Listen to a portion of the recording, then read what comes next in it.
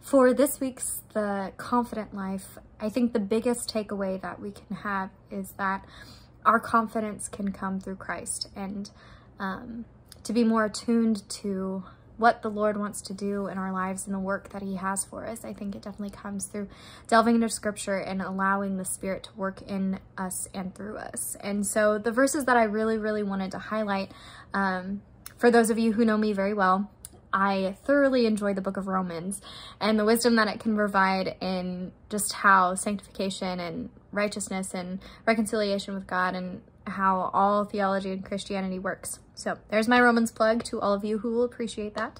But the verses that really stood out to me in this week's passage in 2 Corinthians chapter 3 were verses 9 and 10, and then verses 16 through 17. So I'll just quickly read those as brief recaps, things that I think are very foundational in being able to live the confident life. So verse 9 says, "If the old way which brings condemnation was glorious, how much more glorious is the new way which makes us right with God?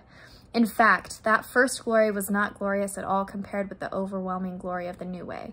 So the Old to the New Testament, in the hope that Jesus brings alone, just speaks volumes to me of, I love how verse 10 says, the overwhelming glory of the new way and the hope that Christ's sacrifice brings us. And then how we're able to live that confident life through Christ in the promise of the Spirit. And then verses 16 through 17, "But whenever someone turns to the Lord, the veil is taken away. For the Lord is the Spirit, and wherever the Spirit of the Lord is, there is freedom." Verse 18, "So all of us who have had that veil removed can see and reflect the glory of the Lord. And the Lord, who is the Spirit, makes us more and more like him as we are changed into his glorious image." And I think changed into his glorious image is what sticks out most to me.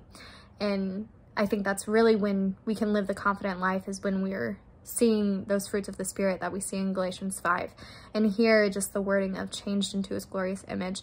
The more and more we're living a life glorifying the Lord and seeking his wisdom and trying to reflect him, the more we're changed and moved by his Spirit.